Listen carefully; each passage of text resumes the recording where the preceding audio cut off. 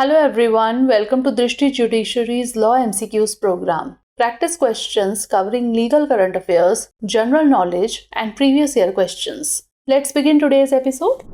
First question is, which section of the Code of Civil Procedure 1908 provides for the institution of suits? Section 25, Section 26, Section 27 और Section 28? Civil प्रक्रिया संहिता 1908 की कौन सी धारा मुकदमों के संस्थापन का प्रावधान करती है?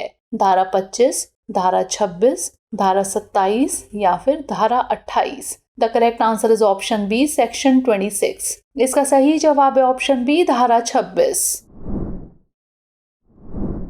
Section 26 of the Code of Civil Procedure 1908 outlines the procedure for the institution of suits. It specifies that every suit must be instituted by the presentation of a plaint or in any other manner prescribed under CPC.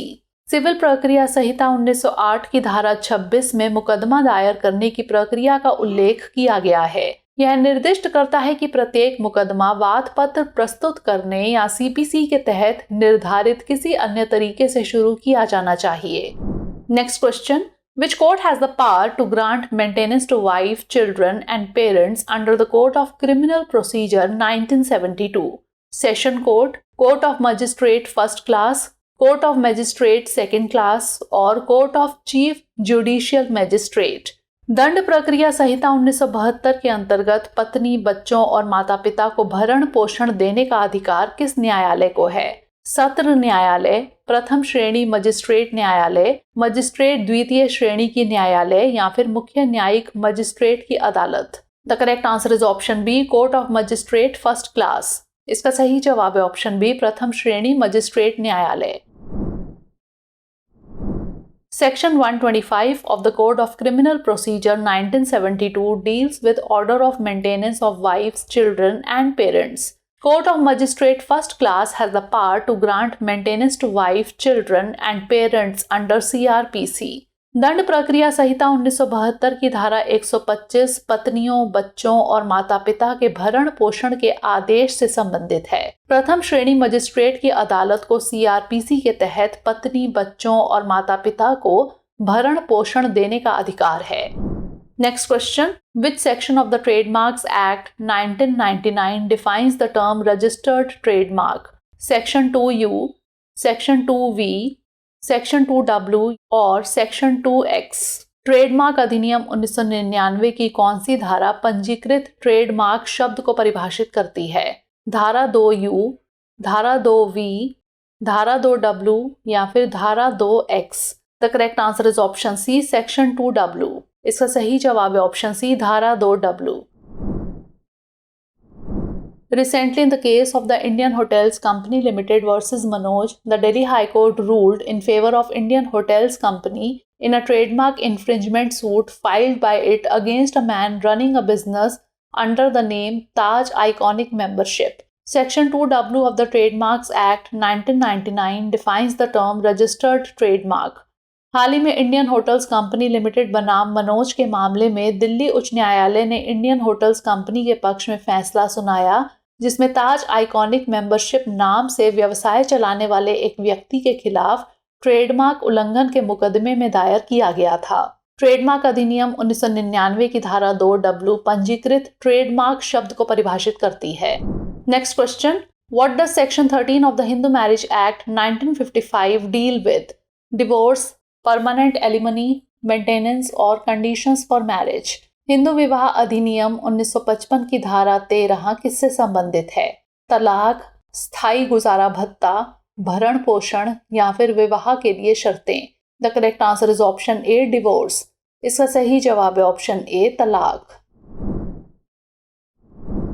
Recently, in the case of X versus Y, the Madhya Pradesh High Court held that in cases where a minor female has been married to a major male, their marriage could be declared voidable under Section 13 of the Hindu Marriage Act 1955.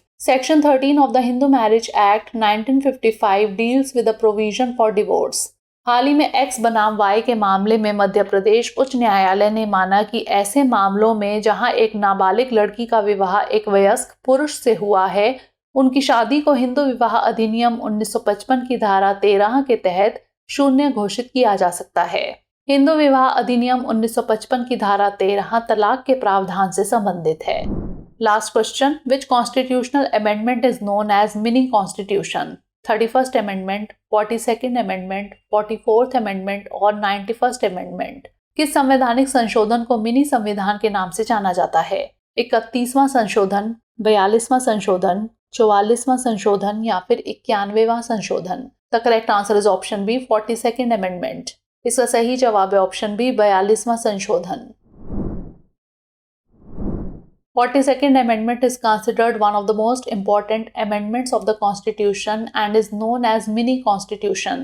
42nd Constitutional Amendment Act was enacted in 1976. 42वें संविधान संशोधन को सबसे महत्वपूर्ण संशोधनों में से एक माना जाता है और इसे मिनी संविधान के नाम से जाना जाता है। 42वां संविधान संशोधन अधिनियम 1976 में अधिनियमित किया गया। Now is the time for practice question. Section 377 of the Indian Penal Code regarding unnatural offences was partially struck down by the Supreme Court in the case of Dash, Navtej Singh Johar versus Union of India, Suresh Kumar Kaushal versus Nas Foundation Trust, Childline India Foundation versus Alan John Waters और Common Cause versus Union of India। अप्राकृतिक अपराधों से संबंधित भारतीय दंड संहिता की धारा 377 को सर्वोच्च न्यायालय ने डैश के मामले में आंशिक रूप से रद्द कर दिया था। नवतेज सिंह जौहर बनाम भारत संघ, सुरेश कुमार कौशल बनाम नास foundation trust, Childline India foundation बनाम एलन जॉन वाटर्स या फिर कॉमन कॉज बनाम भारत संघ। Send the answer of this question in the comment section. Thanks for watching. इसका उत्तर हमें कमेंट सेक्शन में जरूर भेजिएगा। धन्यवाद। डियर व्यूअर्स, अपने एग्जाम की तैयारी को और बेहतर करने के लिए हमारे चैनल को लाइक, शेयर और सब्सक्राइब करना न भूलें।